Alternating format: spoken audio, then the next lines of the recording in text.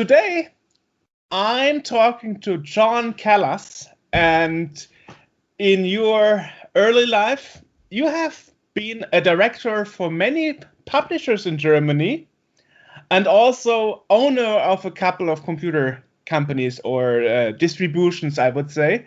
And we would like to talk about that good old time that you experienced. So welcome. Hello, John. Nice to meet you. Yes, so let's start first. The thing I usually ask people I interview, how did you first get in touch with computers? What was your first experience? Well, I had the idea in 1982 to open up an English language VHS video shop for the British forces. And within about 9 months, we had introduced software for the VIC-20 and the Commodore 64, all the very early stuff on cassette. And it took off so well, we put them in all of our shops. Over the 10 years from 1982, we had about 30 shops in northwest Germany for the British forces. We were in Berlin, Mönchengladbach, we were in Münster, Osnabrück, Paderborn, Herford, we were all over.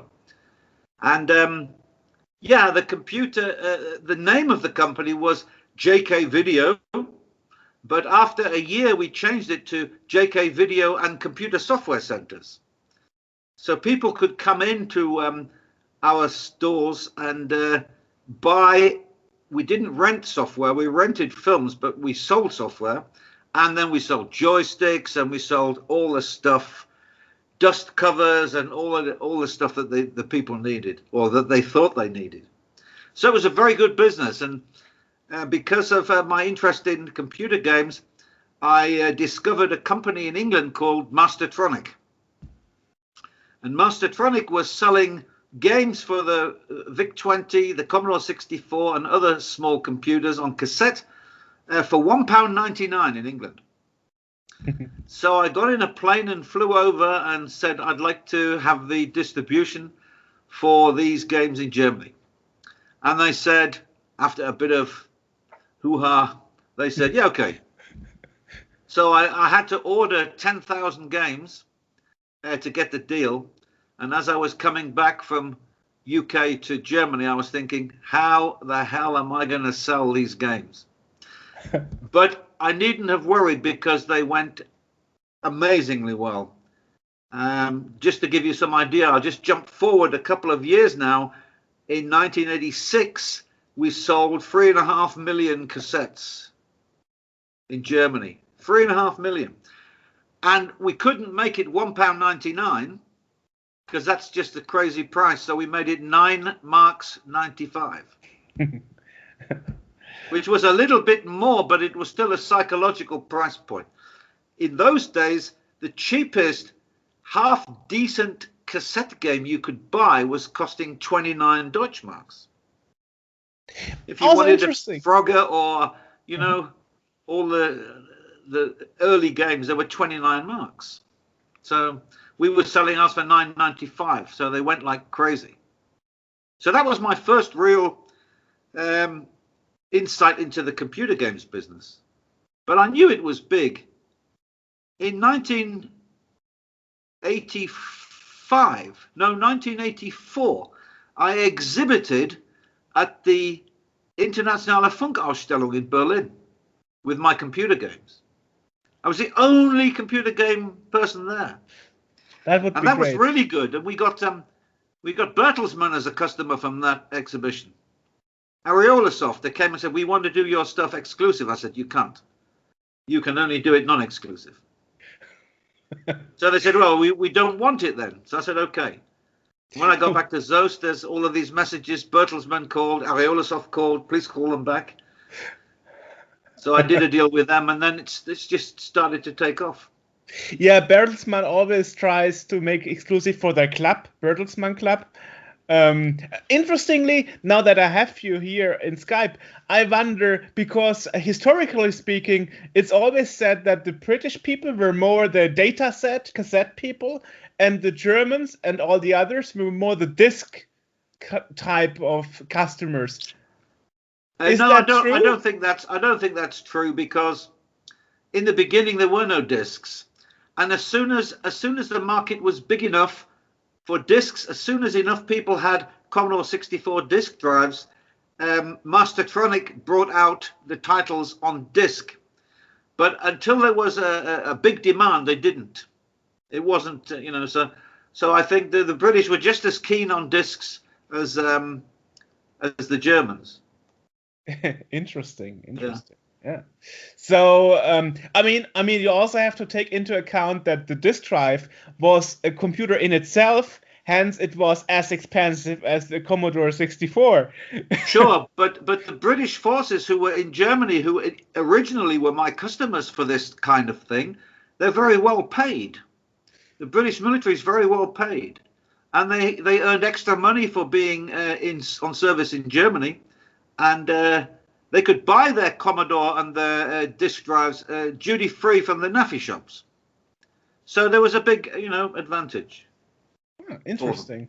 But the NAFI, the shop organization for the British military, a bit like the PX for American stores, the NAFI was for the British, they missed the boat with computer games.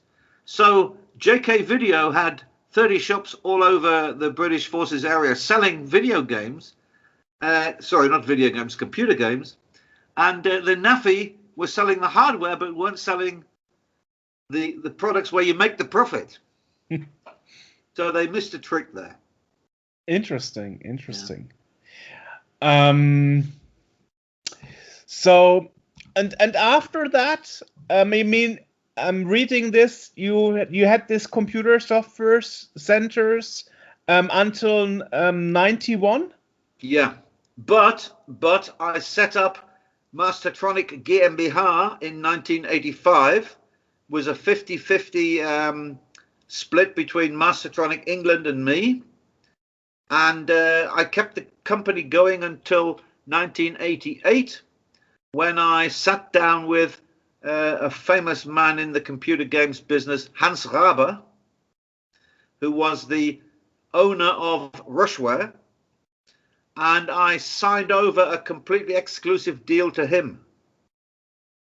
And then I became a berater to Rushware for 2 years.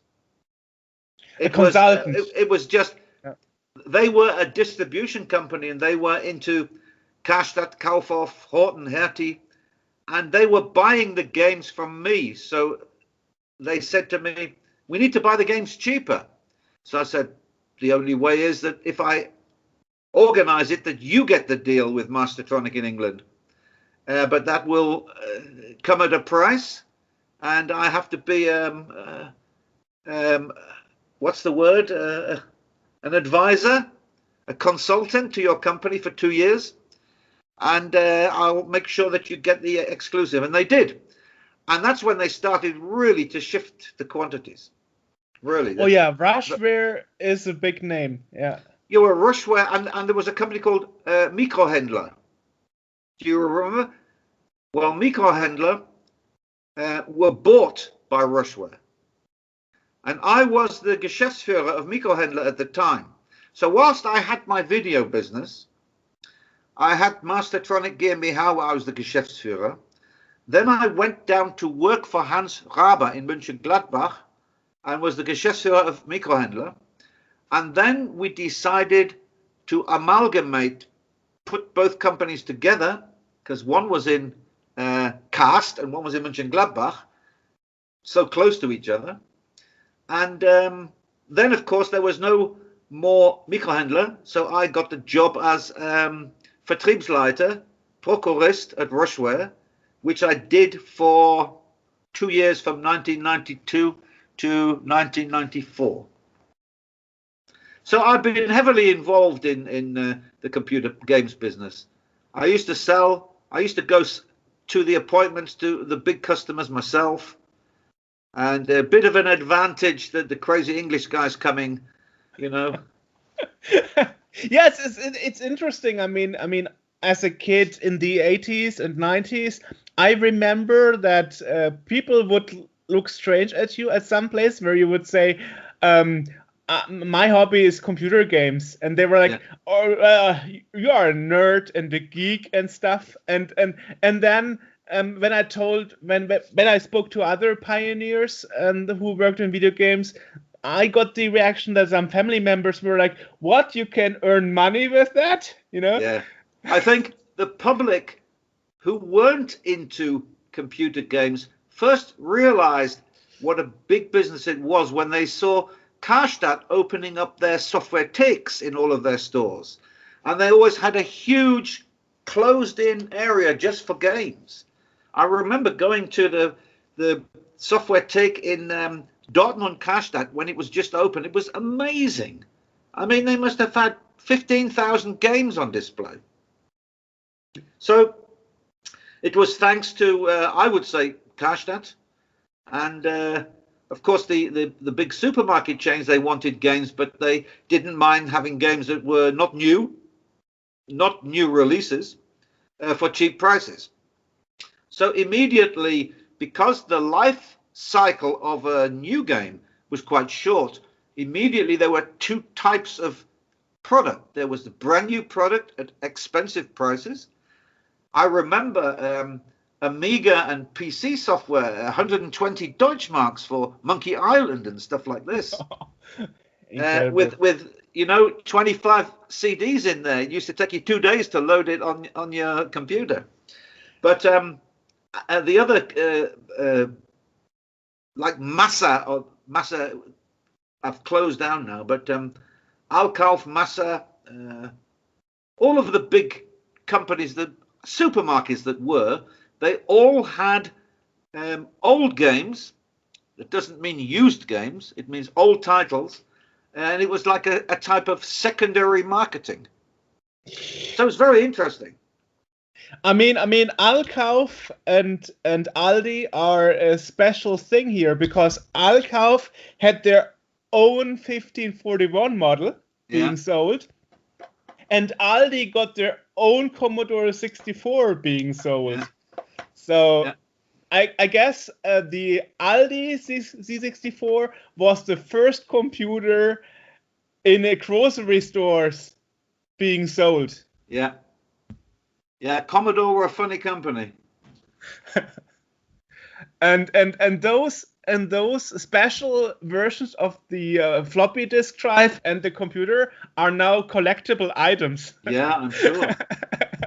So and when you think there was also the ZX Spectrum at the time with a little rubber keyboard, and we sold lots of games for that in the beginning. Then you had the it was called Schneider in Germany, and it was called Amstrad in England. Schneider, the 464, yeah. And then they had the disc version, the 664. And what else did you have? Atari had their own PC. Was it a PC? What did Atari have? I can't remember the model. I can't remember the model name. Atari XL. It was the third most popular after in the days of the more powerful computers.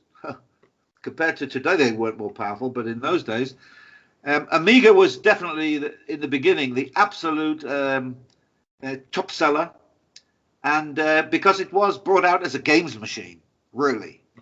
And then, of course, you had the Atari, which was third. The PC was from the mid-80s started to build up, and those other computers that I mentioned, the Schneider, or as it was called in UK, the Amstrad, they had a different format, different size discs. So that wasn't a good idea. I mean, IBM licensed their hardware to lots of different people, so many PC compatible machines were on the market. So that just took over in the end. It even took over, knocked Amiga off the top. So, but you had to keep up with what was going on in the market. You wake up one morning and everything's changed, And that is why you changed companies so often. I mean, you mentioned Rushware, and then I see you were also at GT Interactive, and Yes, but before that, I when I was working for Rushware and Microhandler, one of the things that I used to do was I used to buy large quantities of overstocks in the UK. So you could get a 4-month, 5-month-old computer game in a beautiful box for £1. amazing, amazing. And I was buying these items from a company called Prism Leisure in London. Oh, of course, all the And rings a bell. Jeff Young, who's no longer with us now, unfortunately, died a couple of years ago. Great guy, great guy. He called me up and said, "John, you're buying lots of games from us." I said, "Yeah." He said, "Look, I'd like to set up in Germany so that we can sell the games directly to the customers that Rushware are selling them to." So in June 1992, I left Rushware and set up Prism Leisure Gear behind Zoast. And it grew and grew, and then along came GT Interactive and wanted to buy it. So they bought it, and it became GT Value GmbH. Oh my God, all those big names. Yeah. It's Well, incredible. they disappeared. GT Interactive were a $500 million company. They were turning over the last $560 million when they bought our company. Yeah, that's true. There are not many left from the old days. I mean, there are a few Ubisoft, big studios. Ubisoft, EA, yeah. Activision. Well, when I was working for Rushware and Microhandler, I was responsible for signing the deal with EA because the Americans came over, and there was one guy who was actually British, and he was on the board of EA, and they came over and they said, "Okay, we need large commitments. We want big commitments. Like you must take like 30,000, 40,000, 50,000 of a new release." And we just said, "No way." So I remember having a conversation where they said, "Look, guys, unless we do a deal with you, we're going to Ariolasoft and we're going to do a deal with them." And I remember saying, "Would you like me to get a map for you so you can see how to get there?" Oh and they didn't quite know if that was a joke or not. But Hans Raber and Jürgen Goldner, who were the two managing directors of Rushware, they both spat on the desk and said, yeah, John, yeah, that's right. And then we got the deal.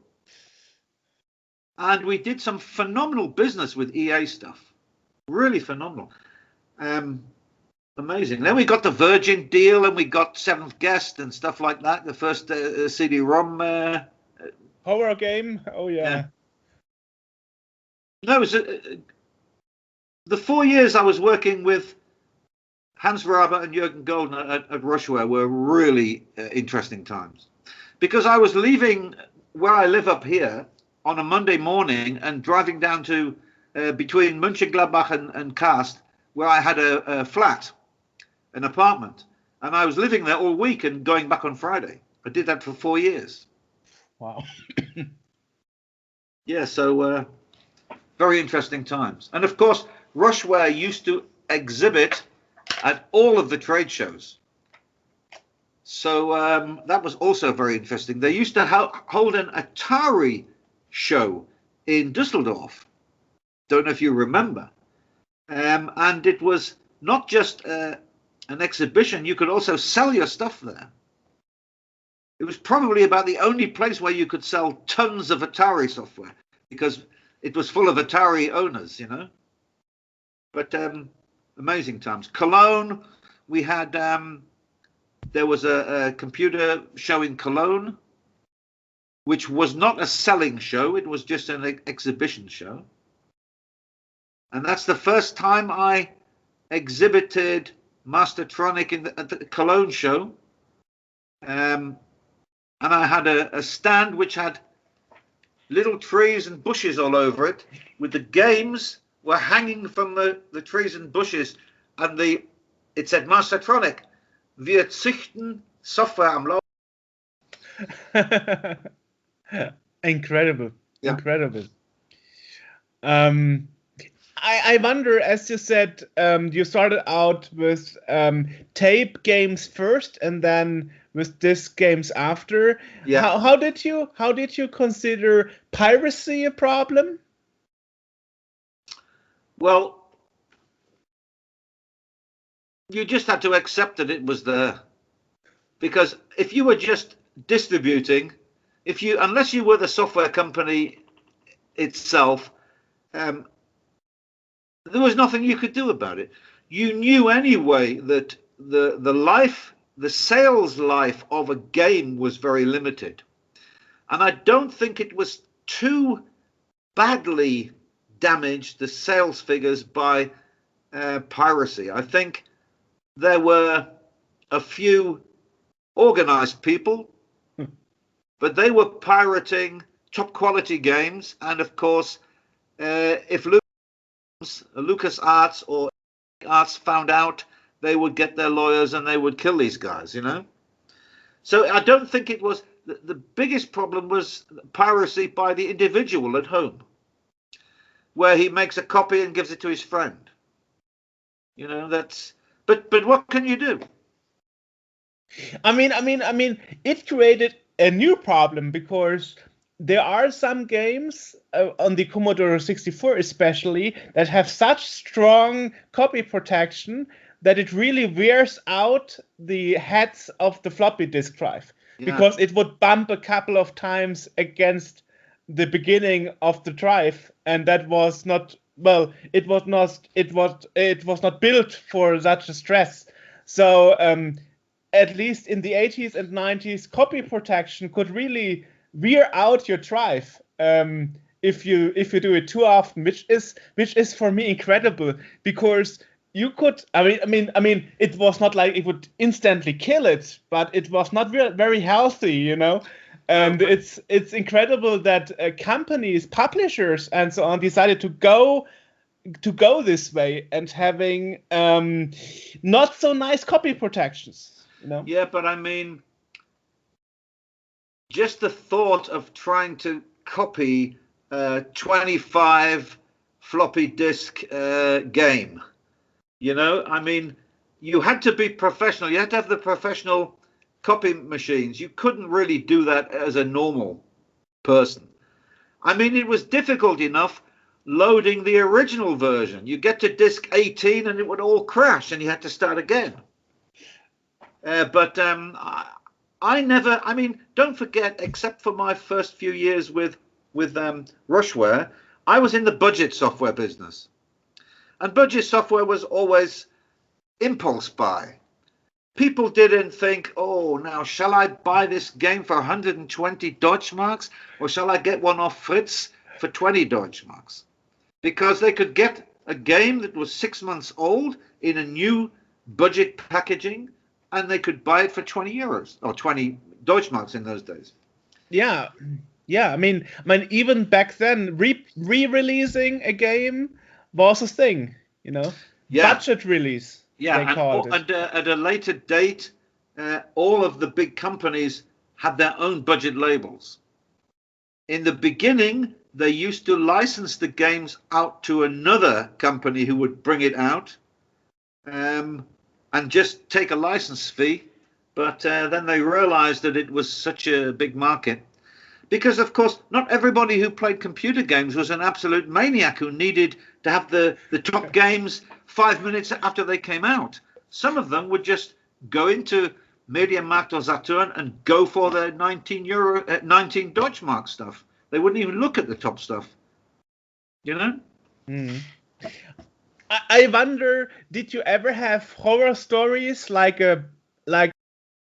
of tape or disc games that didn't work, that had mastering errors, and you bought something and you had to scratch it and get it again?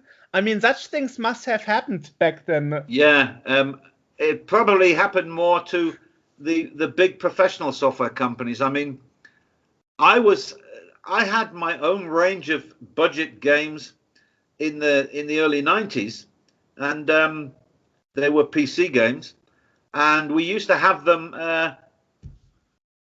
made for us by Bertelsmann, Sonopress in Okay. Gütersloh. Uh-huh. So there was never any problem with quality of recordings. It was always done, you know. And then later on, when I got involved in PlayStation games, of course, you could only have them duplicated by Sony. Before there was a mod chip. Yeah,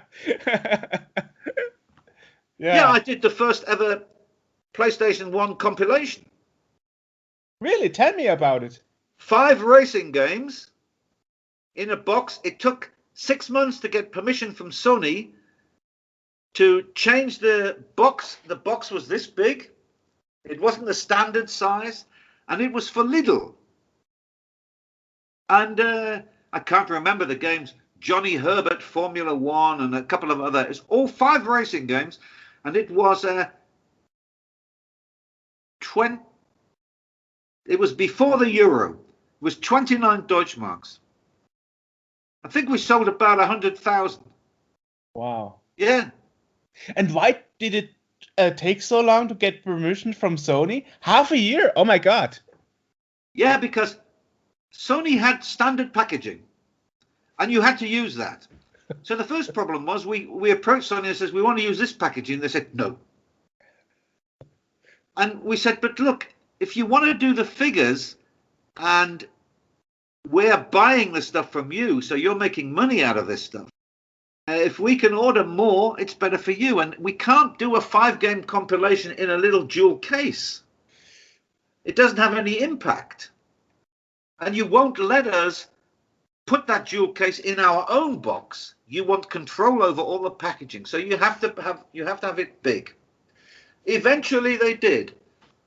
But it was a lot of sleepless nights to get it done. And Lidl was saying, where is this product? When is it coming? When can we see it?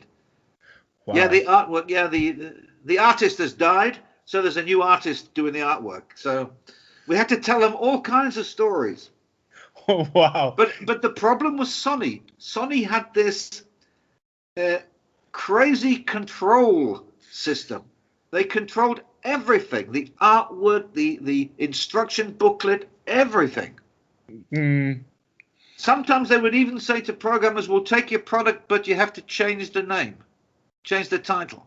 So then they had to go into source and change the title. I don't know how much work that involves, but they were a big headache to work with.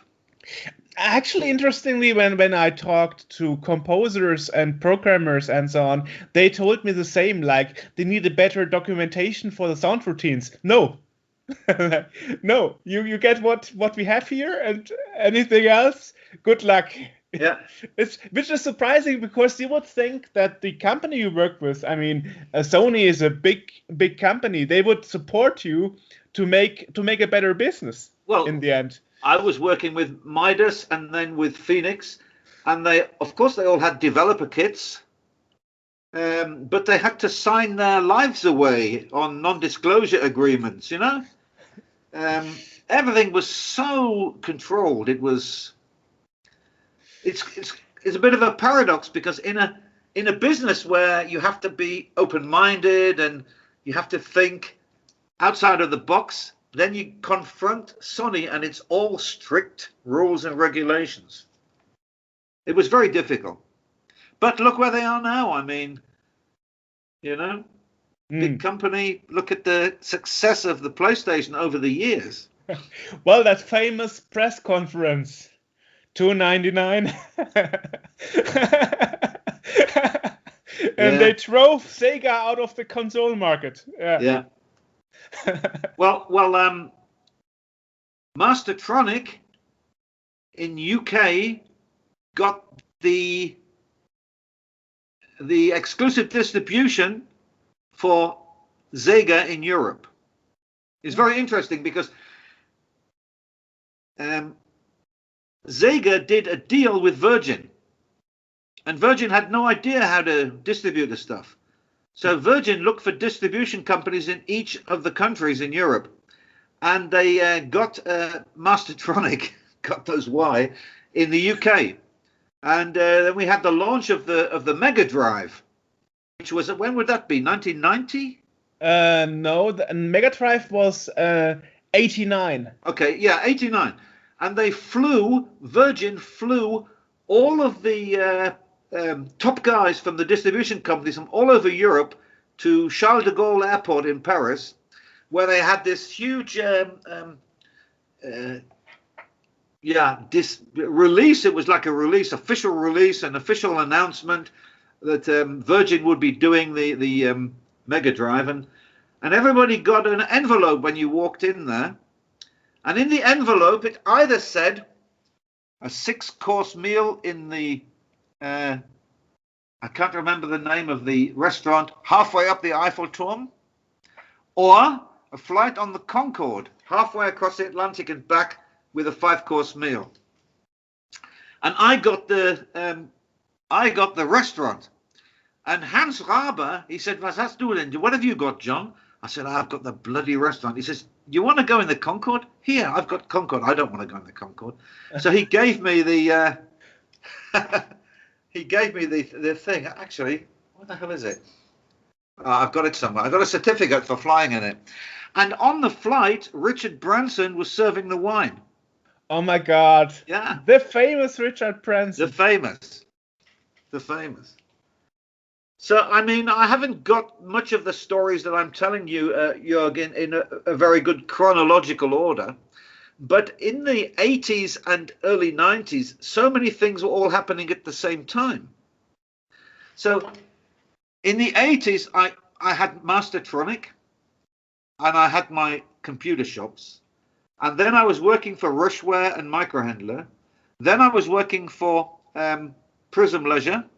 Then it became GT. After GT, in America, they went bust.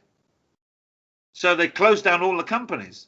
It was crazy. We were sat there in Zorst. We had about 15 people working there, big warehouse and everything. And the guys came over from UK and said, "We're closing you down. We have 48 hours to close down all of our budget companies." Oh my God. The company they had in the UK was called One Stop. And the company they bought in Germany was Prism Leisure, but they didn't want to call it Prism Leisure, so they called it GT Value. Okay. And they closed it all down, which was sad. So then 2 years I was just kind of doing bits and pieces. And then I got involved with Paul Scher and Midas. But yeah, it was great pioneering times. Yeah, I mean, especially because at that time you didn't know you were pioneering, right? That's true. We just thought we were opportunists. You know, we saw an opportunity, we just do it. We didn't, I don't think many of us realized what this beast was that we had brought to life. And here we are now, decades later, and I mean, video gaming is just huge, a huge industry, worth billions. My son, he's 26, he lives in Dortmund, and he's got a serious job and he's an adult, but he's still gaming all the time. But you can't compare it to Donkey Kong, what he does. All of this online stuff. Well, I mean, the pandemic really pushed the online stuff even further, to be honest. I'm sure, but it didn't push it my way. I don't play games anymore. I mean, I used to love playing Asteroids and Pac-Man and stuff like that. But in my video shops, we had Commodore consoles, which was a little bit like that thing at the back there, but it wasn't a games machine. It was just, you had the Commodore 64 and the monitor and everything, and it was like a stand-up console. So the guys who came in, they could play the games. And every now and then, when it was still cassette stuff, every now and then you'd hear them say, "Excuse me, the game's gone off." and you knew that something had happened, and you had to put in the cassette again and reload it, and Yeah, and crazy. wait 5 to 10 minutes till it was Yeah, loaded and stuff. Yeah. Well, interestingly, um, tape games weren't, at least the older ones, didn't have such a terrible loading times because the later tape games actually had fast loaders. yeah. They They had would like a turbo loading program at the beginning. Yeah, exactly, yeah. yeah, exactly. But for some reason, people only remember the early tape games that didn't have fast loaders. But I guess it's always like that. The Then. first computer I had was a TRS-80, Okay. and it was. I mean, it wasn't black and white. It was green and white because the screen was like green. And I had a couple of simple ping pong games. It used to take 25 minutes to load. Incredible. Crazy. And Incredible. sometimes I'd go in after 15 minutes and it had crashed. So I had to load it again. Yeah, it's crazy. And things are returning now in a way. If you look at the latest Flight Simulator 2020 that was released in August this year, the loading times are incredible bad. But that is gigabytes of Yeah, data being loaded yeah. till you finally can fly your plane. I mean, So a flight simulator as a game, there's no such thing because they are flight simulators. It's right. just like a domestic version of the flight simulators that pilots learn to fly on. Exactly. Yeah. Exactly. Yeah.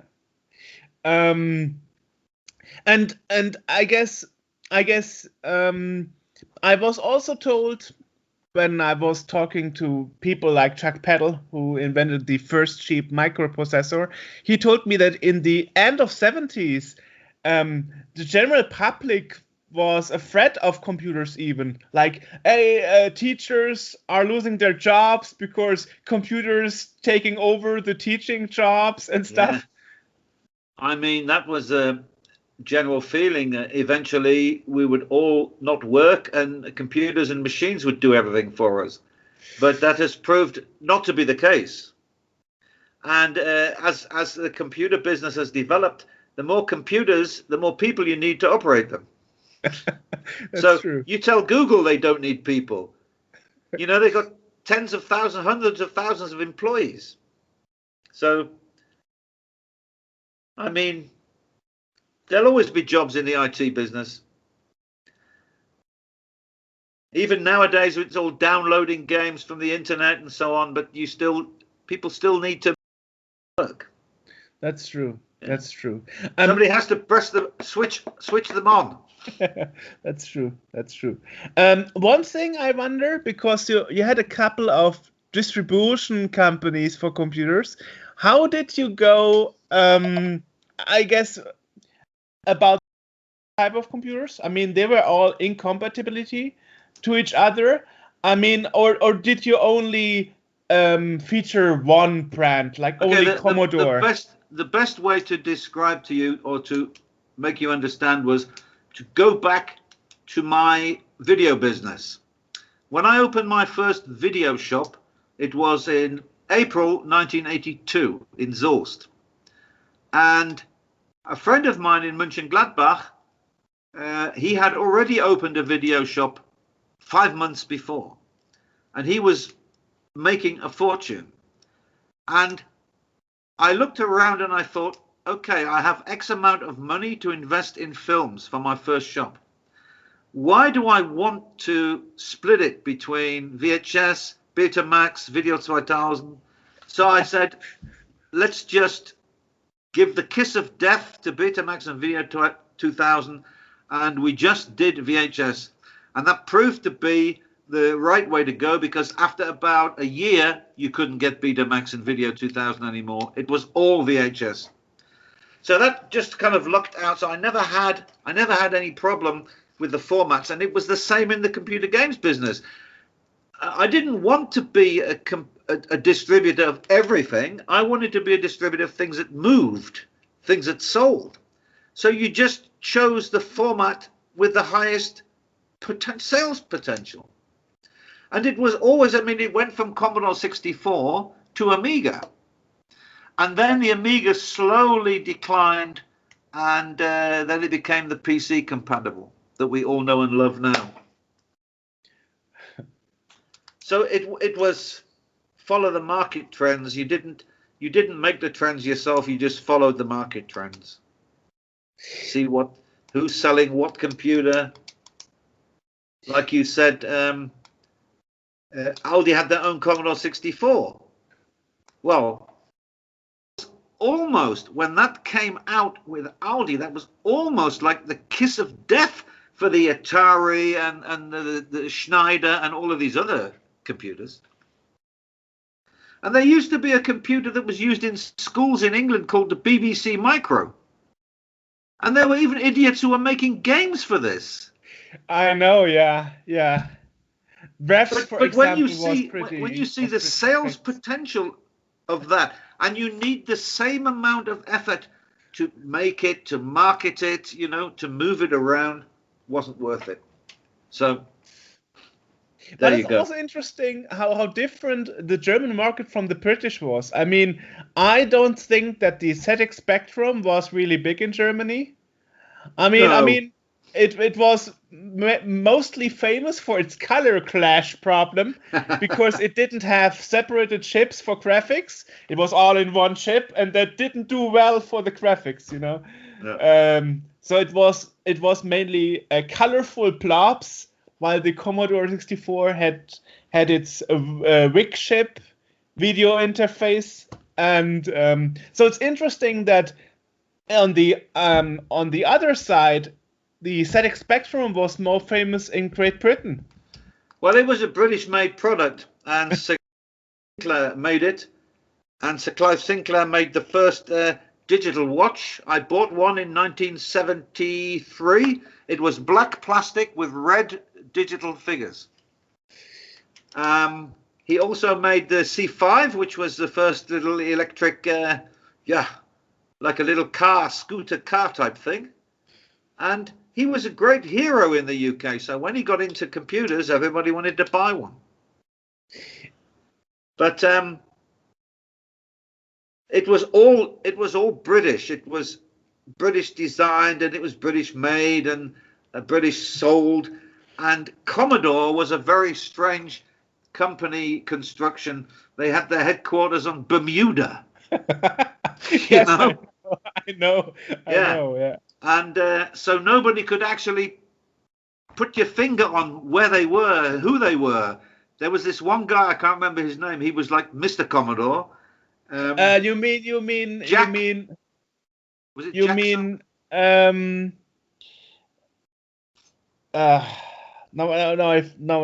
the name.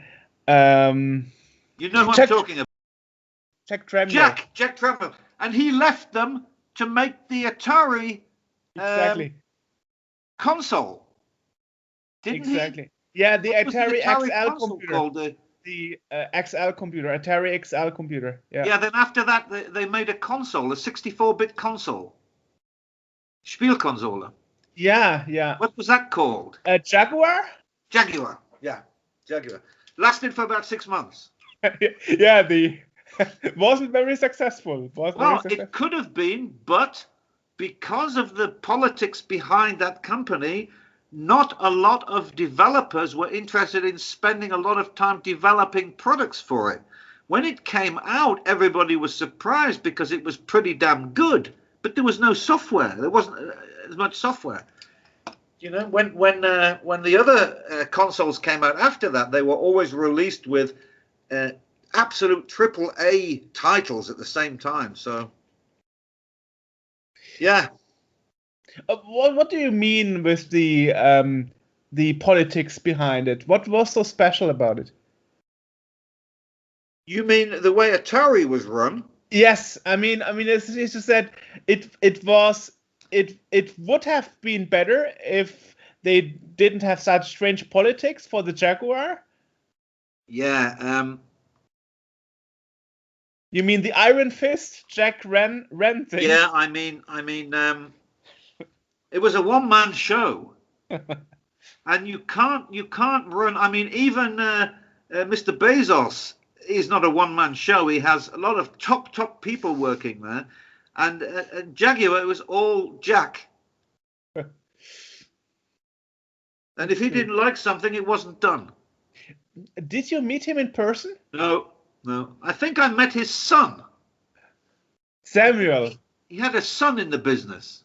Samuel. I met him at the game show in Cannes, in South France. Yeah.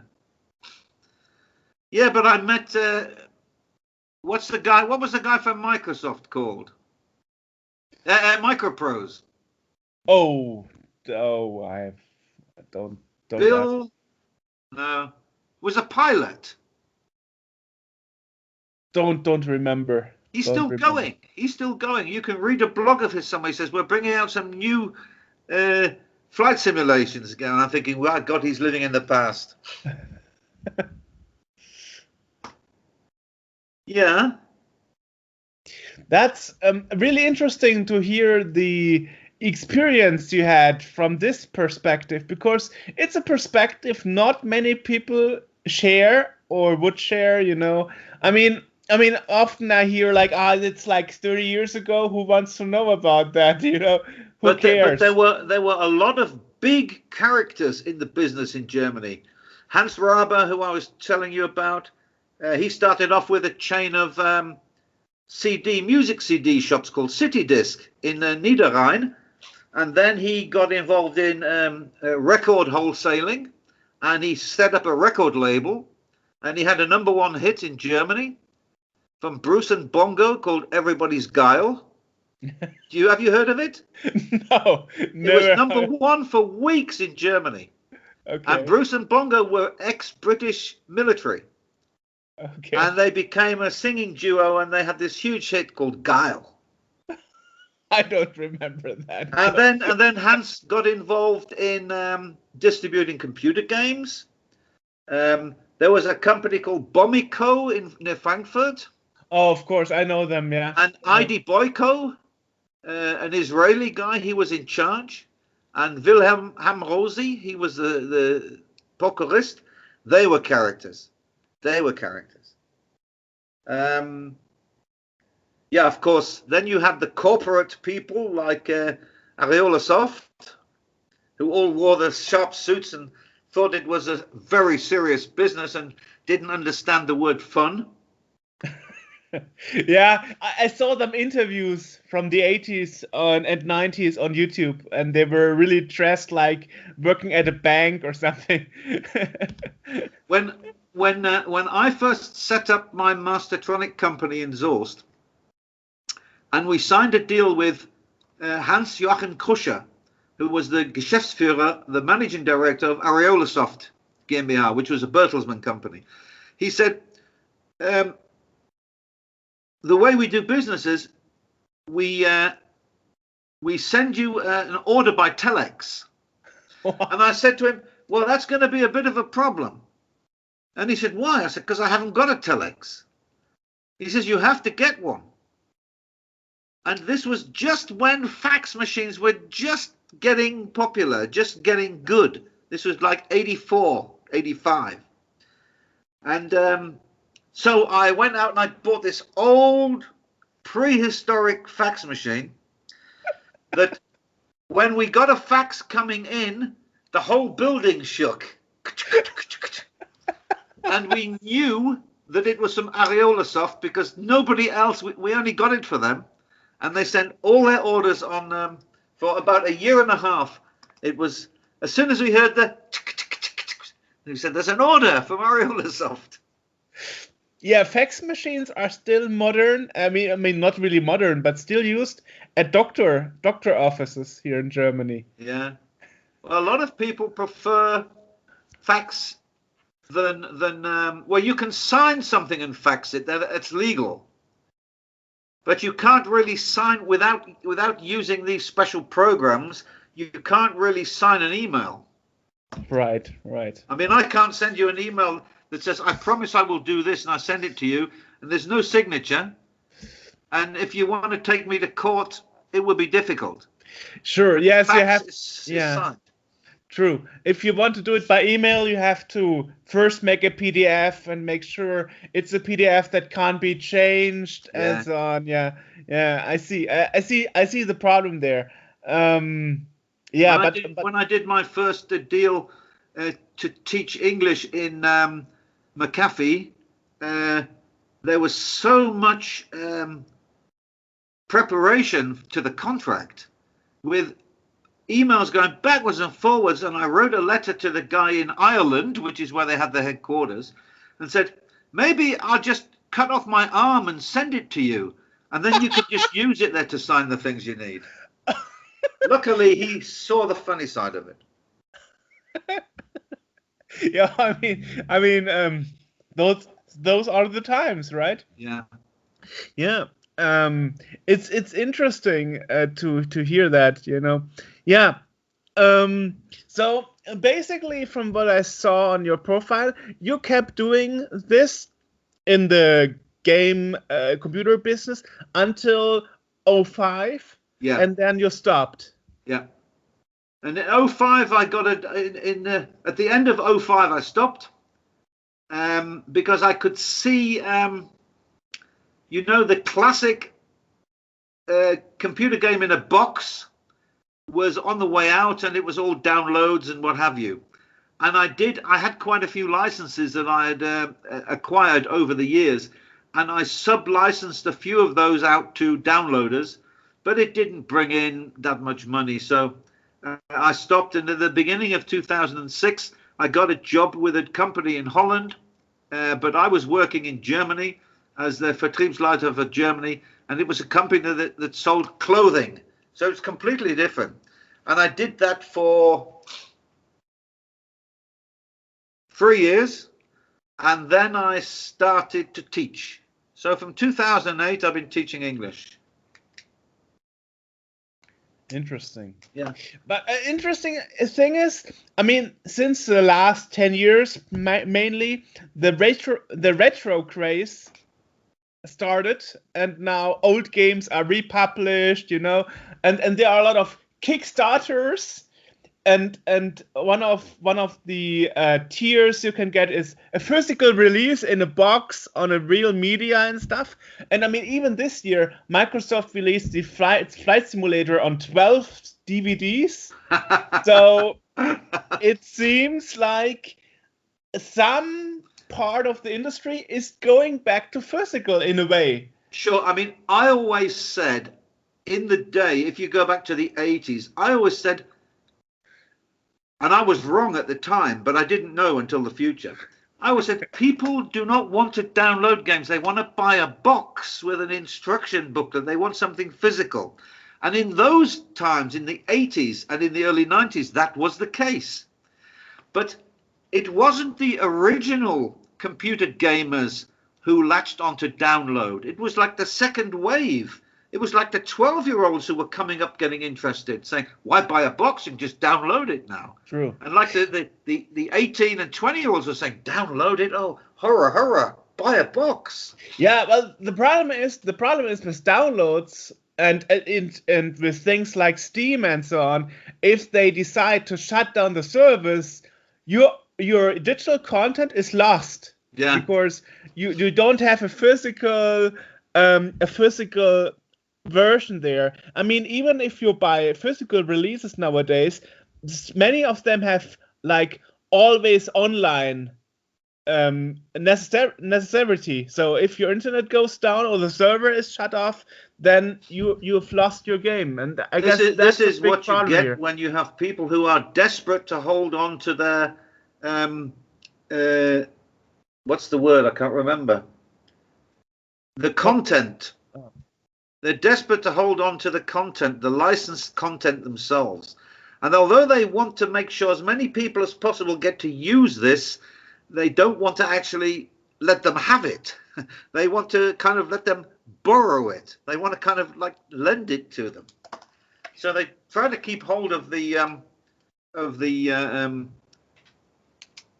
can't remember the word. What do you call it? Something content. Never mind. Never mind. You mean digital right management or something? right management was something that they tried to introduce with varying degrees of success and failure. I remember those times. Copy protected MP3 files that you could only copy 5 times and then they wouldn't play anymore. That was a horrible failure, for example. But anyway, I didn't tell you in the 1990s, this was when I was running Prism Leisure. In Zoast, we had our warehouse and offices. And, just to make sure I remember, Prism Leisure for me were always those guys who did like board games and or Cluedo and stuff. No. Am I remembering it wrong? Prism Leisure was originally a record selling company. Okay. Then they got into CDs, and they got into computer games. It was two brothers, Ivor and Jeff Young. Okay. And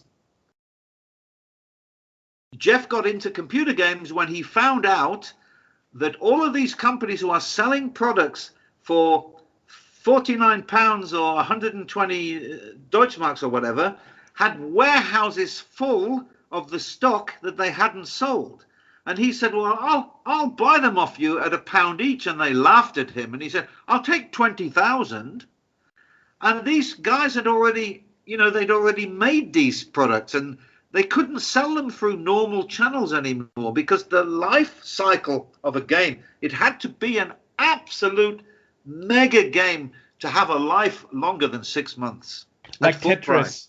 Tetris, for example. Yeah, so Jeff just used to go around all of the software companies, driving them crazy, making them ridiculously cheap offers for original packed software. I remember making a phone call to Pearl Agency. You know Pearl Agency? Of course, they are still big. Yeah, but in the early days, Daniel Ludwig used to drive a Lada. And he had this horrible old building that looked like an old Autowerkstatt in Bögingen. And I went down to see him, and we went out for a schnitzel and pommes and a glass of badischer wine. And he said, I want to sell computer games. He said, the only thing I'm selling at the moment is PD software, public domain software. So I said, okay, I will go back home tomorrow and I'll send you some details of what I can offer you. So I called up Jeff and said to Jeff, can you get hold of any Sierra Online products? Because Daniel Ludwig had said, these gewaltige Produkte from Sierra Online, zum Beispiel. And I said, yeah, okay. And Jeff got back to me and said, I got King's Quest 4. Oh my God. In original box, German version. How many do you want?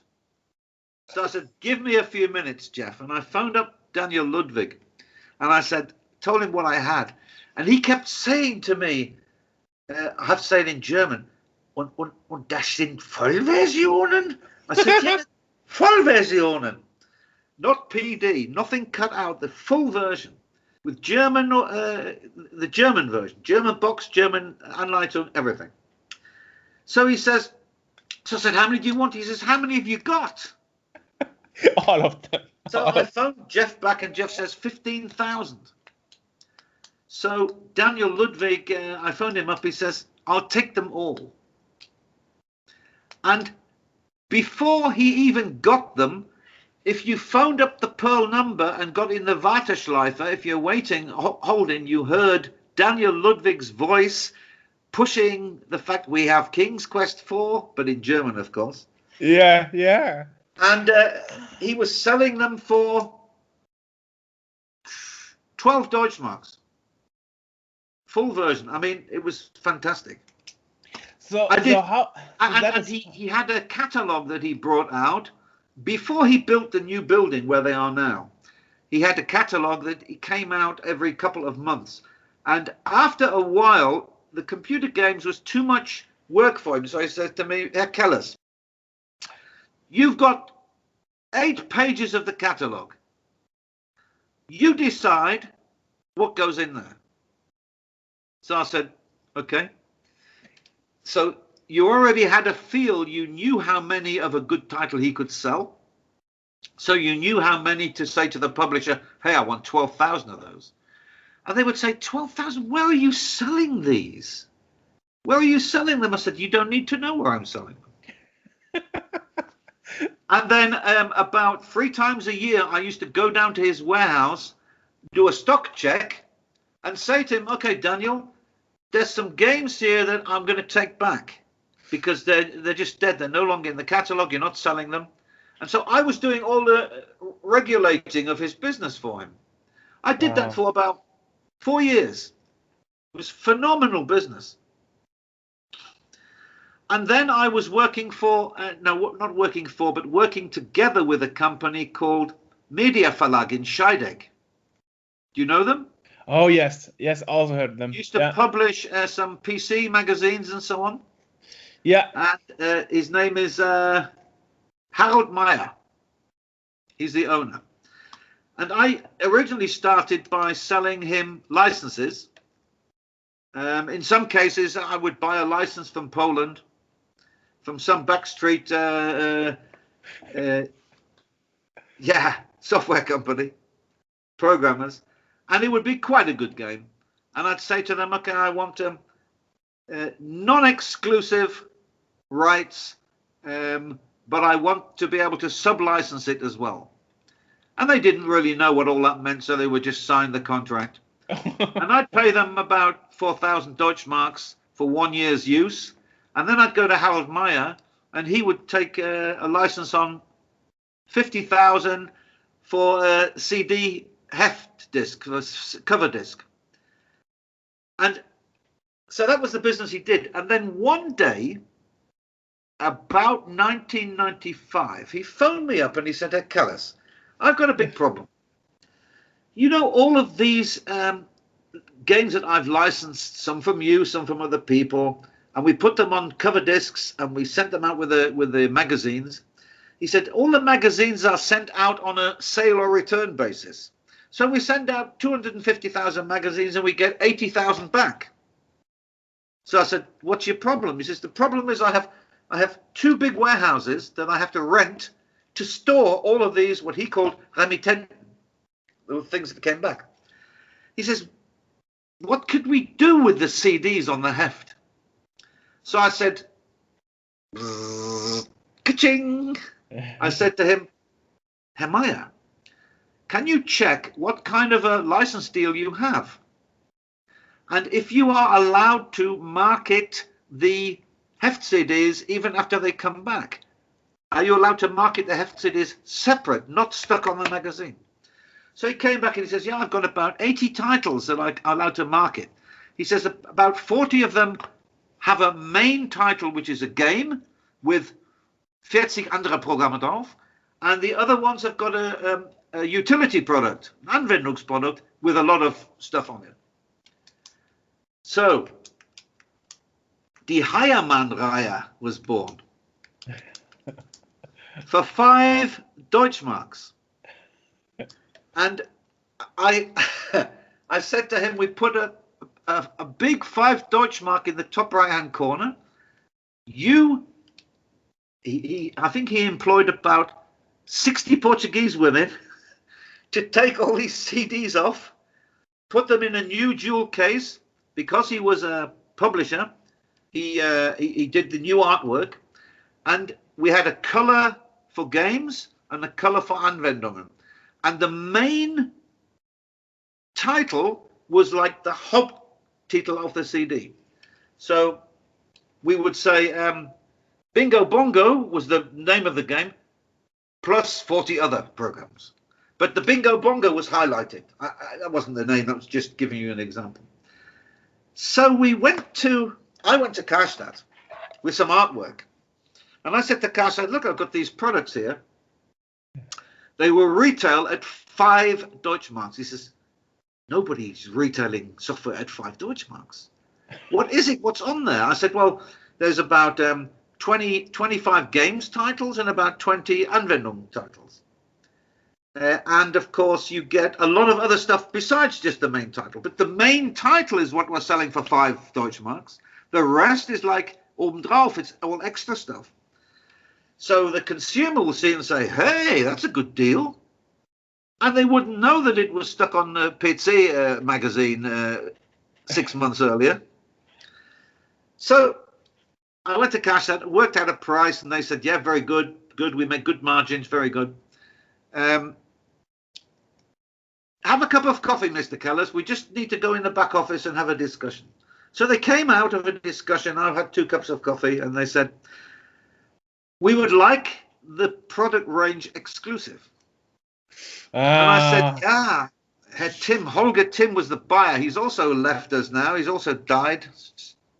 Holger Tim was the buyer. And I said, Herr Tim, to get the exclusive, you really need to do quantities.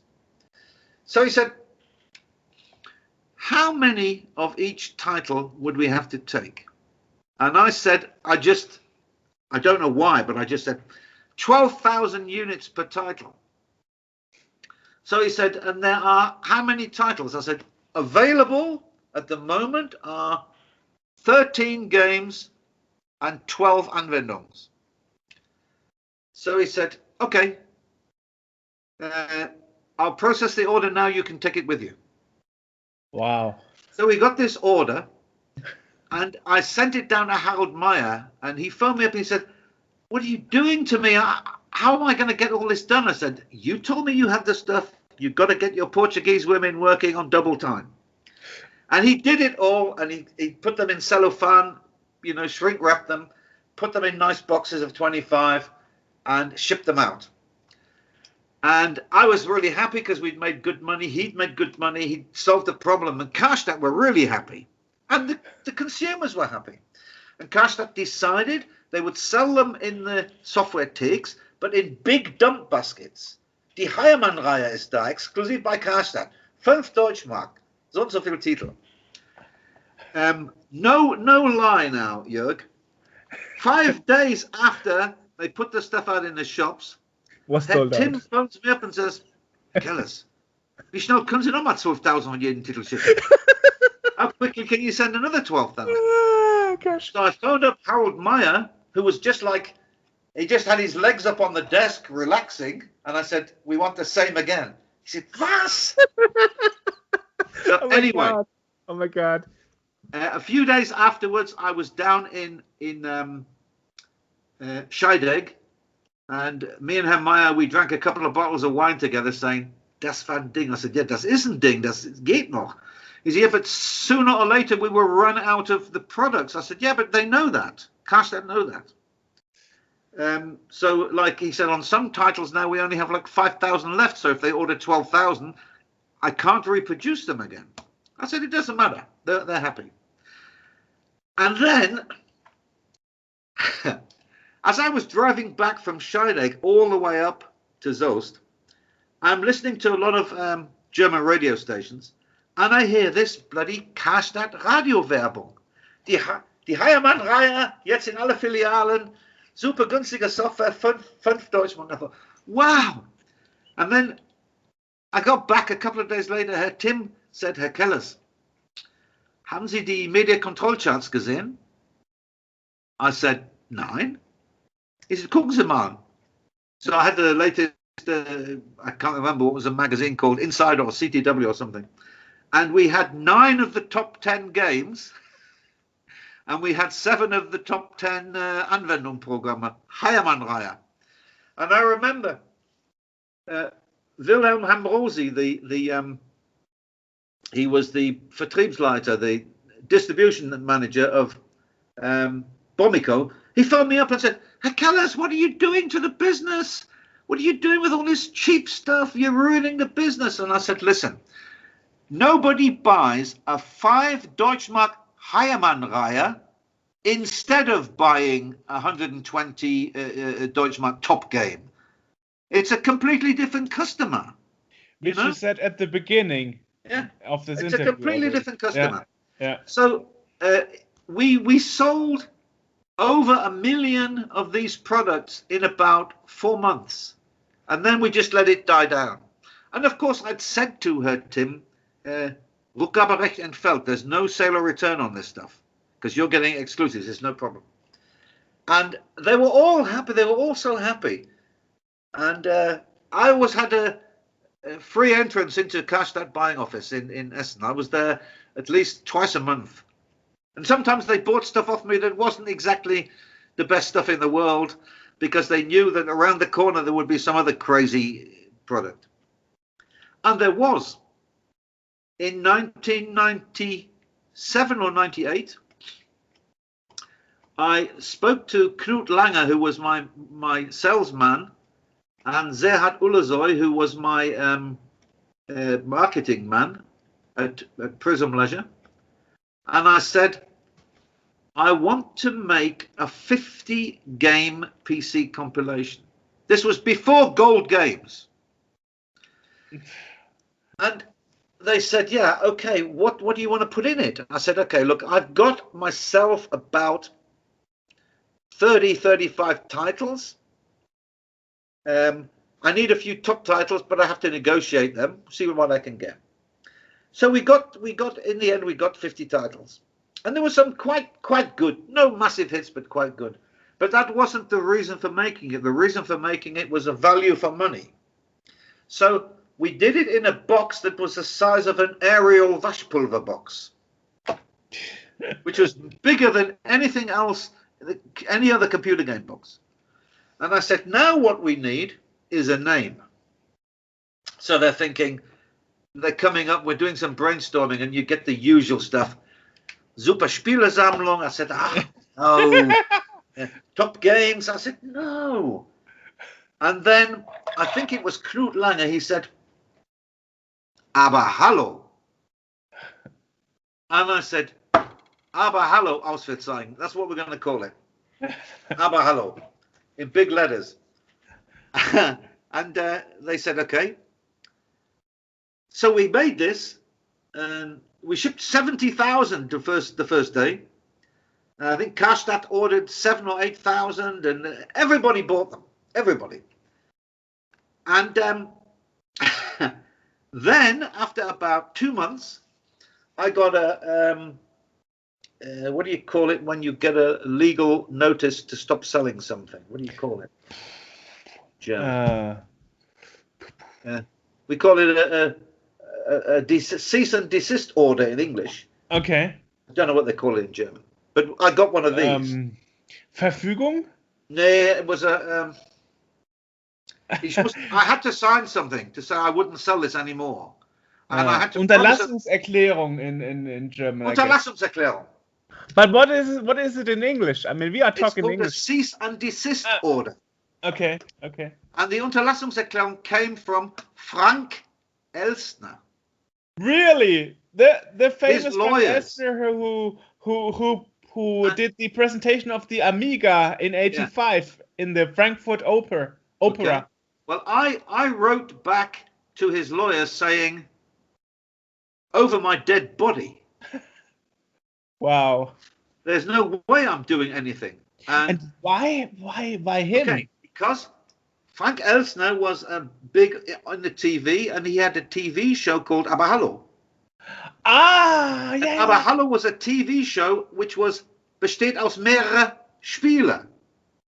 Die Menschen, the people played different games on his program. Right. And he said, he put in a Klage at the Gericht in Bochum, Landesgericht, and he said that Mr. Kellas's company has stolen the name and there's a Verwechslungsgefahr, and he's making money out of our name because he is selling a collection of games and calling it Aber Hallo, and our TV program was a collection of different games and it was called Aber Hallo. But I had already got a Namensschutz from the Behörden in Stuttgart that I could use the Aber Hallo for a computer games compilation. Yeah, that's So a anyway, difference. That's a difference. long story. I'll tell you what happened. We went to the Landesgericht, Knut Lange and myself, and there was $2,000 suits from Switzerland. They were the lawyers from Frank Elsner. Frank Elsner wasn't there. The lawyers were there. And before the court case started, the lawyers came to me with their $1,000 suits and said, Kellas, you want to save yourself money, let's do an out-of-court agreement now. And I gave them an answer which was made up of 2 words, which I won't say what the 2 words were, but the second word was off. Oh, okay. And so they were really, steam coming out of their ears. They were really angry. So they walked into the courtroom, and there's a lady judge, about mid to late 40s age, quite a pleasant looking lady. And Knut and I are sitting there kind of like this. And these 2 guys were putting forward their plaidoyer to the judge, saying, you've read what we put in there, and he's stealing our ideas of our mandant, Mr. Elsner, and so on, blah, blah, blah. So she said, I just want to tell you, before you go any further, you 2 guys from Switzerland, that Mr. Kellas says that there's no Verwechslungsgefahr, because the people who watch Aber Hallo, the TV show, are old people who don't know the first thing about computer games. And Mr. Kellas has got a computer games compilation where he has a name, he shoots the name for computer games compilation. And so I don't think, or I didn't think you would have much of a chance here today. So they stood up and said, oh, no, we must, we'll put money into this, we'll fight it. And she said, let me give you an explanation before I retire and give you my verdict. Last night, I spoke to my 2 sons. One is 17 and one is 15. And I said to them, if I say to you, Aber Hallo, what does it mean? And they both said, oh, that's that new fantastic computer games box with 50 games for 29 Deutschmarks. And she said, thank you, boys. And so she said, Klage abgewiesen. And they went crazy, these 2. They said, Unverschämtheit, and I'm just sitting there, and Knut's just sitting there, and we won the case. And they said to the judge, wir gehen vor Oberlandesgericht. We're taking it to the next instance. Did they go into revision? Yeah. They went to revision, but just as they were leaving, with steam coming out of their ears, with their leather briefcases, I said, excuse me, gentlemen. And they turned around thinking maybe I was going to say something positive to them. And I said, and they came over and said, ja. And I said, grüß bitte den Frank von mir, wenn Sie ihn sehen. Please give Frank my best wishes. So they went to the Oberlandesgericht, but nothing changed. The thing stood as it was. I was in the Bild-Zeitung. Really? Yeah, really? Englische Computerunternehmer schlägt Elsner vor Gericht. Oh, do you know Carsten Borgmeier? No, not really. You don't know Borgmeier Communication? No. It's a PR company. Okay, no. I'm he not. was very I'm big not in the computer business and doing PR for companies. And he said to me, give me the details and I'll make sure it gets in the Bild-Zeitung. And he got in the Bild-Zeitung. Amazing. Yeah. And nowadays, most young people are not watching TV or so. Now it's all going up on YouTube. And the TV is dying out. My son's 26, and he watches Netflix. Or Netflix, yeah. Yeah, that's true. So and I've got Netflix as well, and because we have UK TV here because I have a satellite English Sky. So I can watch BBC and all the programs, and we also have German because where we live it's all on a cable, so we can watch all the German programs as well. Yippee!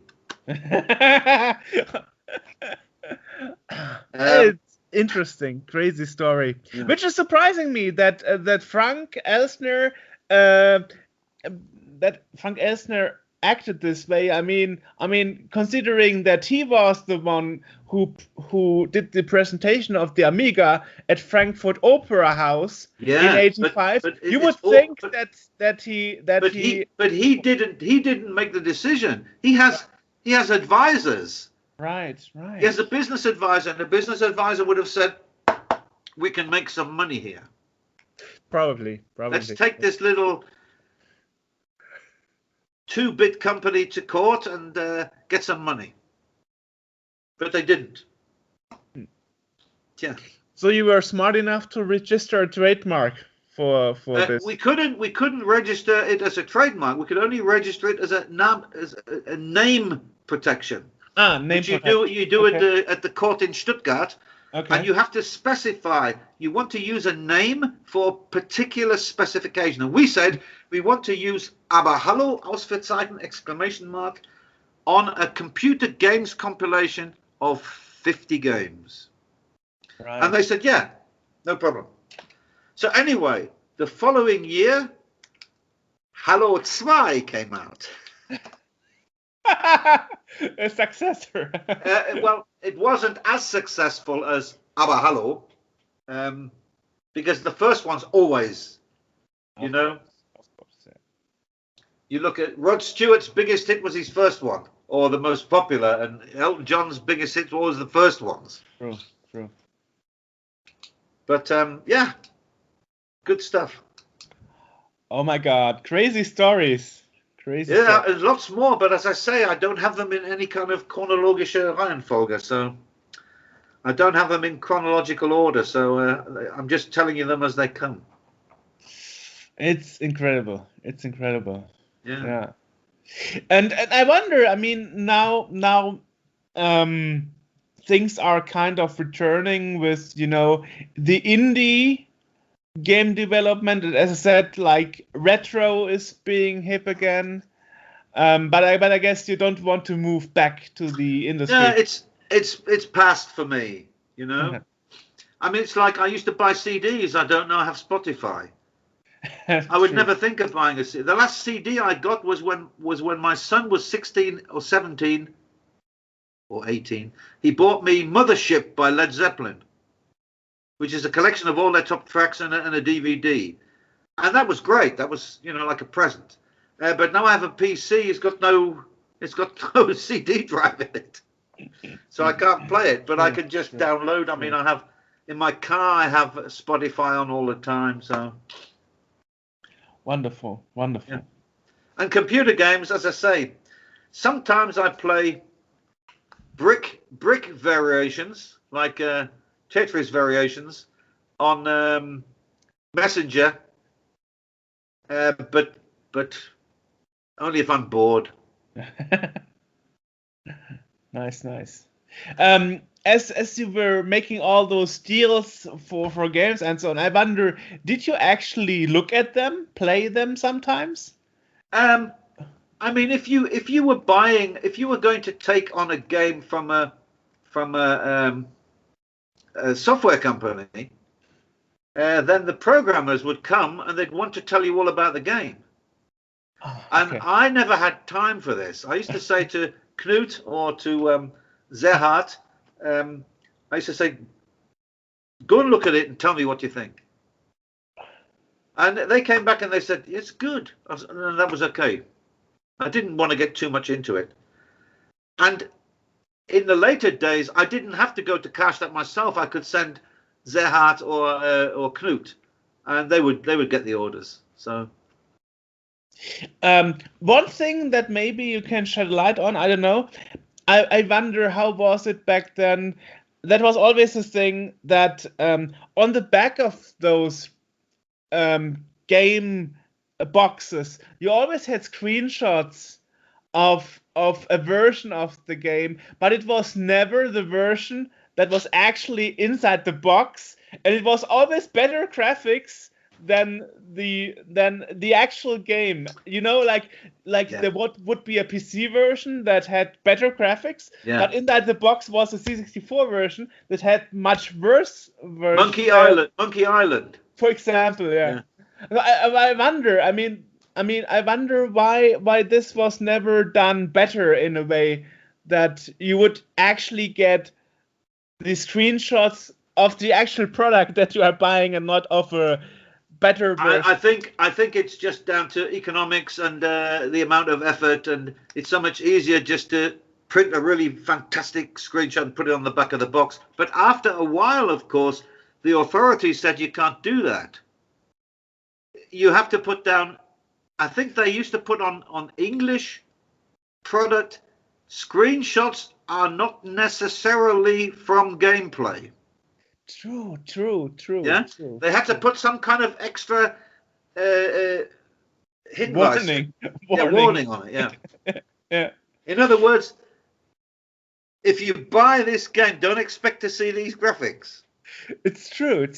And you were also saying that you thought at the beginning people want manuals, printed manuals, booklets, and actually I remember in the 90s, end of the 90s, the first budget game started to make the booklets as a PDF file on the CD. Yeah.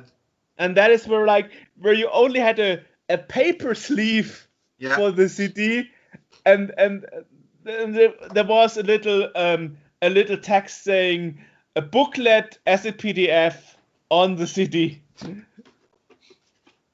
This is one of my products. Wow. Okay. There was a guy who had a company called Software Exclusive. It was right on the German-Austrian border, and this guy was mainly interested in selling utility products. And he made this, but he didn't make this. He made this.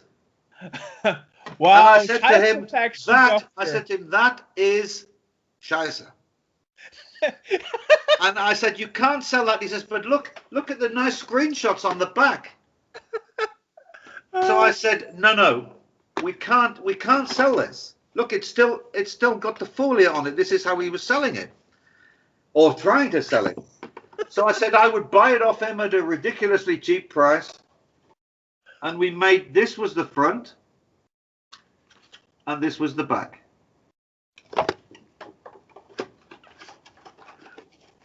So it's like, if you go to a big important function, you put on your best clothes. Interesting. I found that the other day. You see, it says 6 super games plus a bonus software packet PC security. He was selling it as Kinderschutz software. Child protection, yeah. Crazy. So that was just one. I just found this the other day. You came well prepared. I'm impressed. No. I don't have the box of Aber Hallo, but I have a picture, a photograph, but I don't know where it is at the moment. Just send me later. That would be fun. I'll send you later. It's me holding the Aber Hallo. Oh my god. Now you should ask Frank Elsner to sign it for you. Yeah, I don't know if he can still write.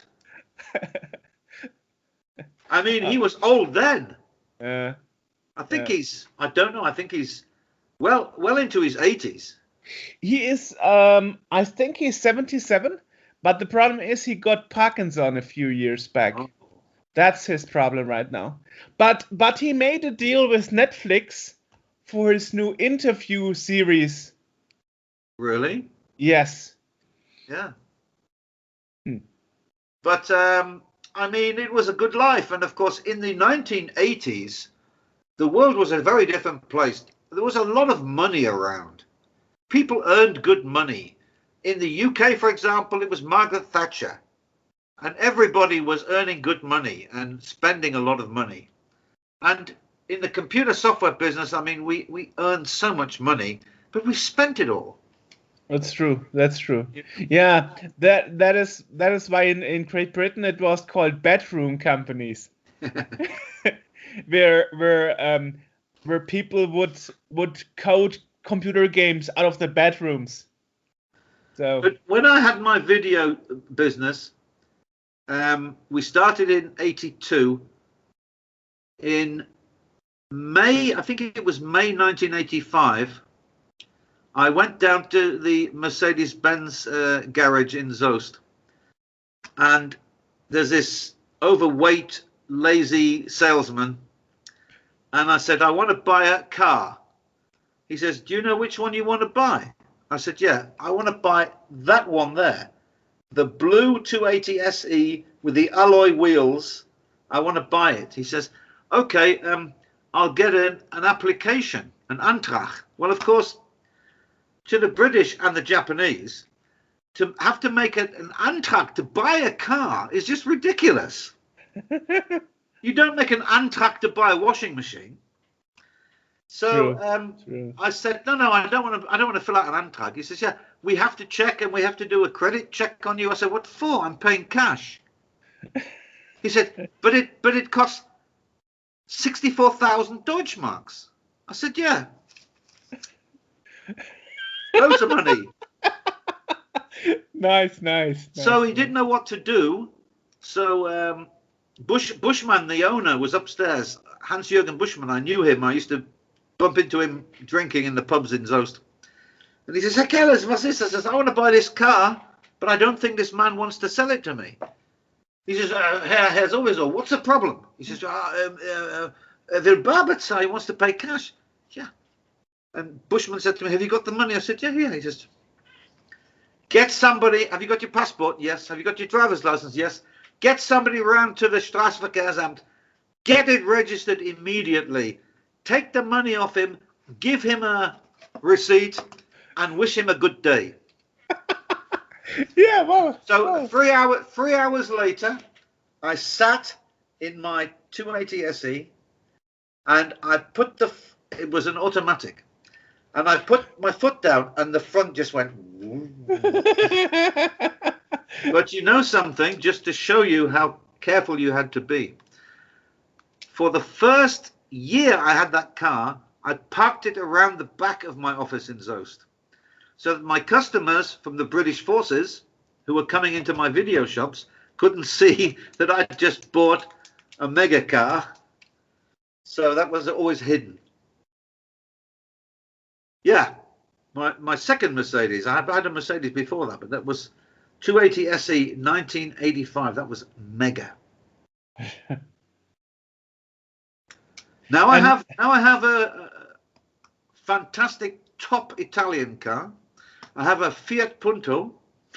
Oh, yeah. Some Germans say it stands for Fehler in allen Teilen. Yeah, I know. Fehler in allen Teilen. Or für Italiener ausreichende Technik. Yeah. But for me, it is. A car is now just functional. Yeah. When if you go back to when I was in my late 20s, early 30s, the bigger the car, the better.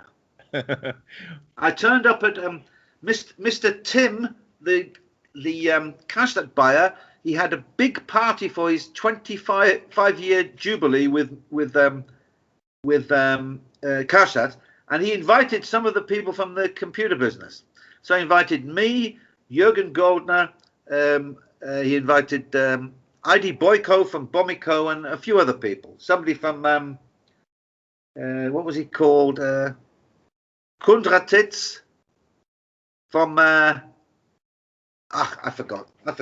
All the big companies. So we all turned up outside this event place, this location, and Jürgen drives up.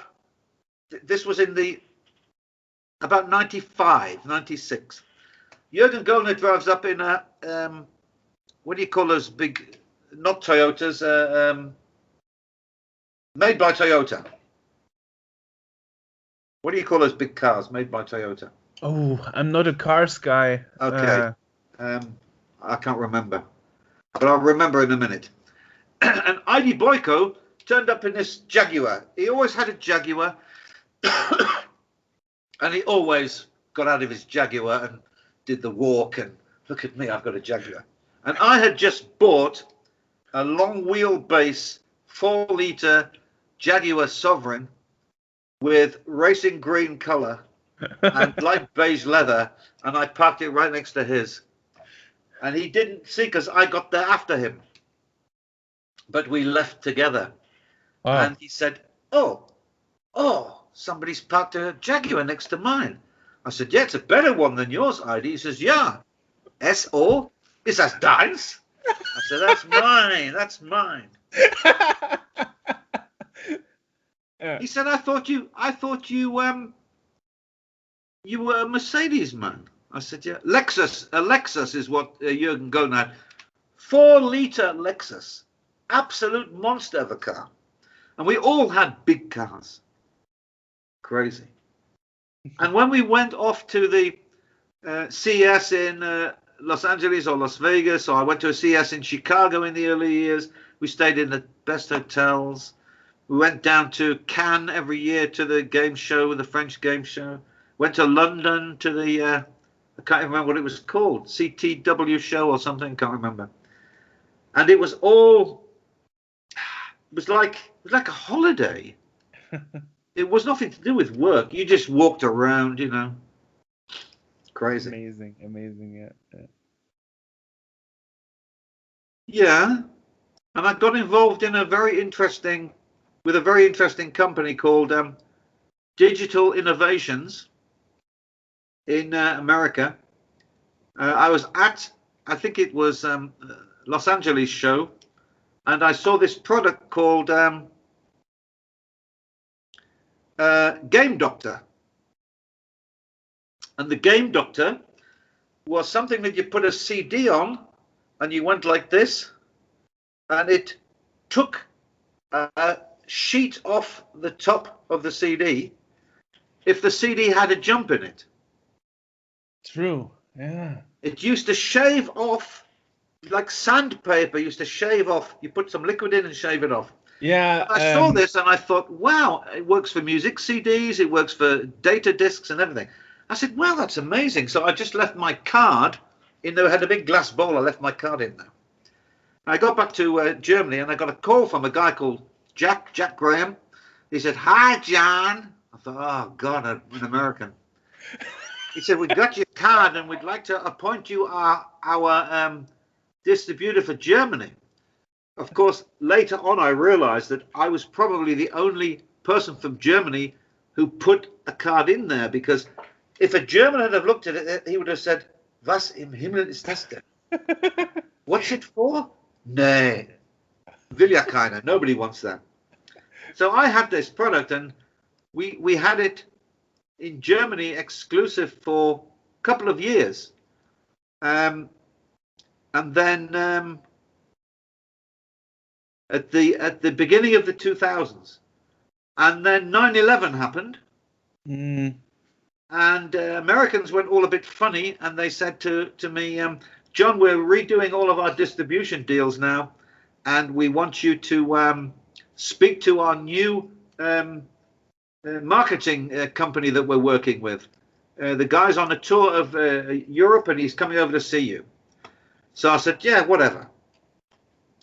So this guy phoned me up and said, hi, John, my name is sowieso, and I'd like to meet you at Düsseldorf Airport in the American Express Business Lounge. I said, what do you mean? Come and see me. He says, no, you have got to come and see me.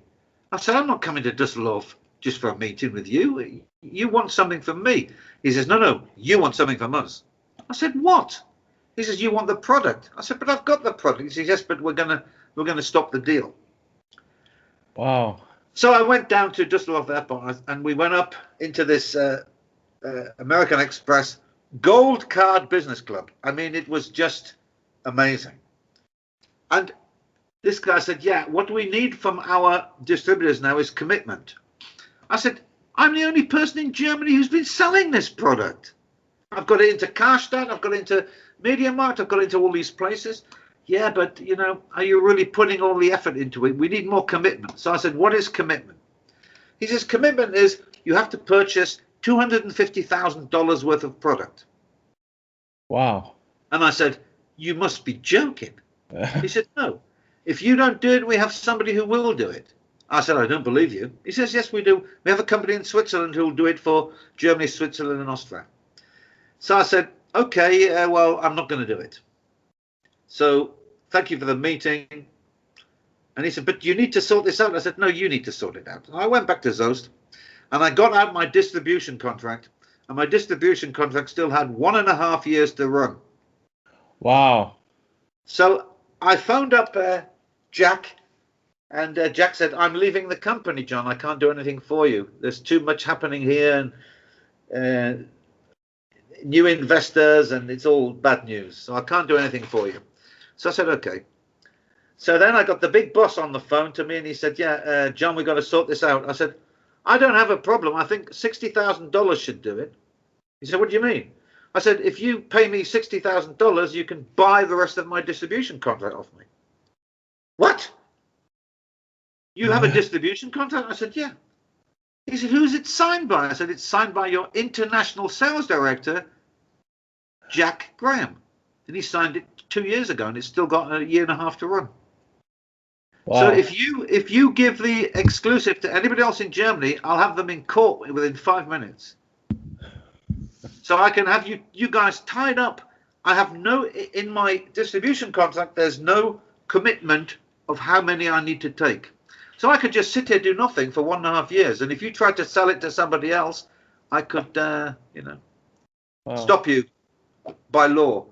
So they had a big powwow and they got back on the phone to me and they say, $60,000 is too much, John. So I said, okay, make me an offer. So they said, 40,000. I said, 45. So I got $45,000. Wow. They gave the product to this company in Switzerland, and it disappeared. It disappeared. I used to go to there's a chain of stores in Germany called Alpha Tech. Do you know them? I did demonstrations. I drove around Germany in Media Marks and Alpha Techs, and I did demonstrations. I had a special little taker, and the store would put out advertising a week before saying, next Saturday we have a representative from the company coming. Bring your old CDs and your old games that don't load anymore, and they'll do it for you. So I did all these things, and we tried them out in the store, and the guy said, in this song it jumps twice in this song. So we played the song, it played perfectly. He said, that's fantastic. I said, yeah, it's a fantastic product. But that's one that escaped me. But then it just died, which was so sad. And Digital Innovations in about 2001, they came to me in Zoast, Jack Graham, the sales manager, with one of their product developers.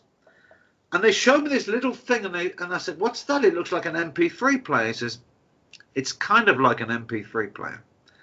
But what it does is, it sends out a radio signal, you tune it into your car radio, and you can play the music for it. So it was like a early stage Bluetooth. Right. And I said, that is amazing. And how far from the radio? And so they walked outside and up to about 10 yards away from the radio. It's still, So I said, that's fantastic. He says, yeah, but we need your help. I said, yeah, sure, I can sell that. And they said, no, you can't. Because in Germany, it's illegal. Because it's a radio Sender.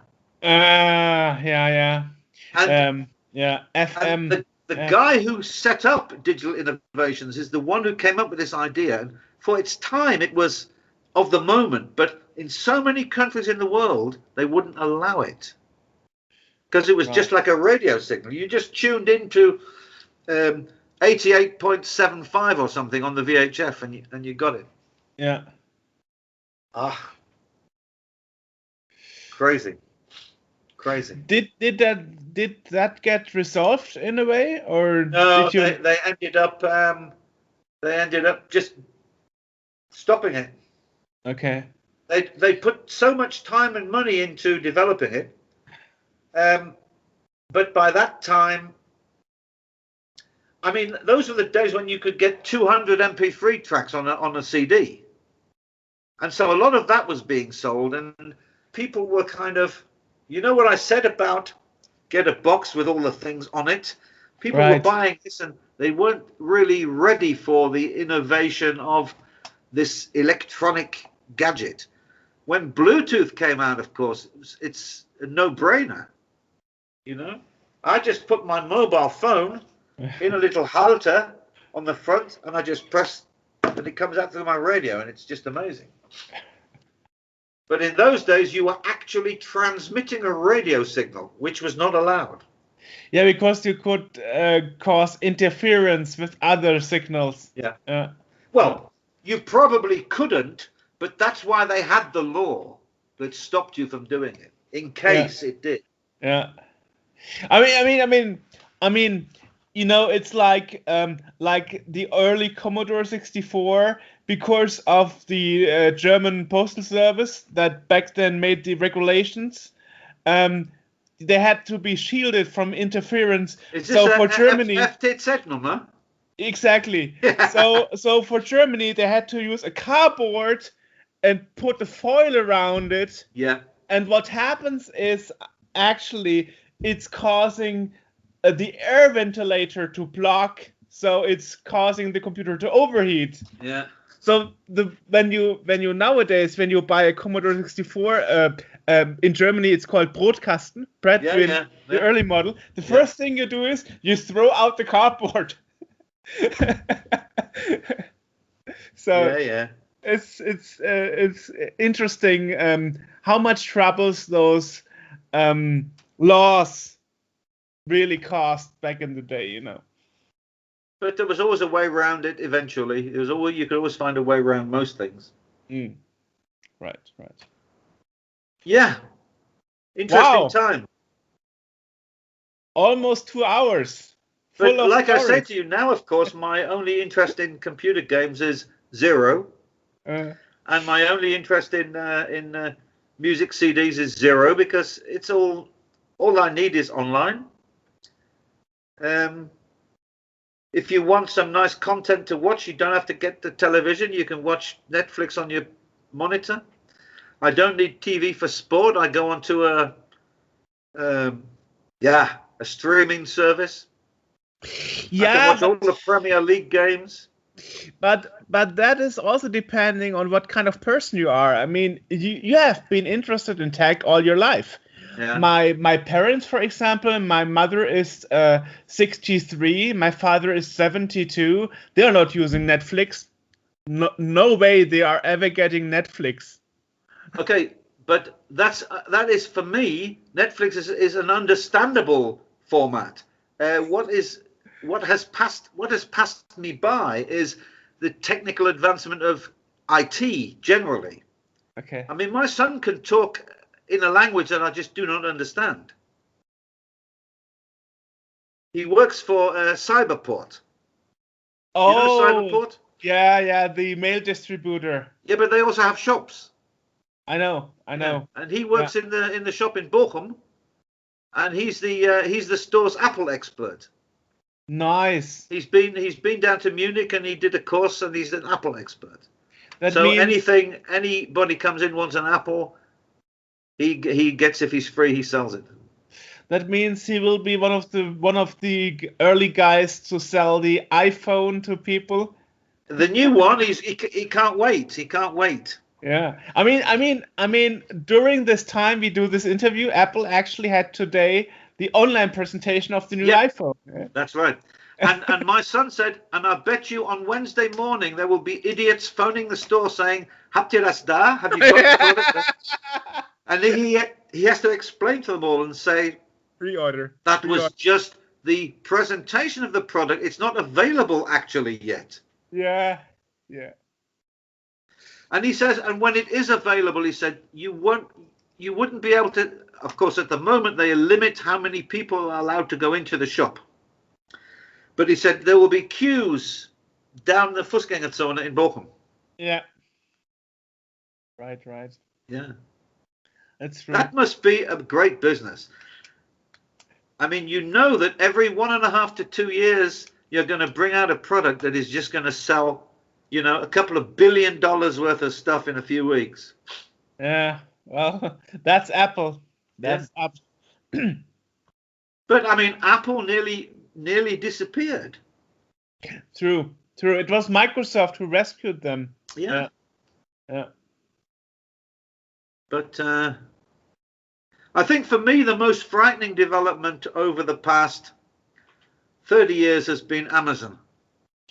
They took over everything, right? I mean, this is a guy who set up an online bookstore in his garage and everybody laughed at him. I know. And now he's worth $165 billion or something stupid.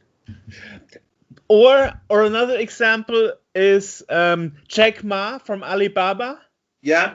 And he is actually just he started out as an English teacher. Oh, there's hope for me yet. Or my idol. Oh, Elon Musk. So your next car will be a Tesla car. Yeah, but maybe, but he's brilliant. I mean, look what he did with that space rocket.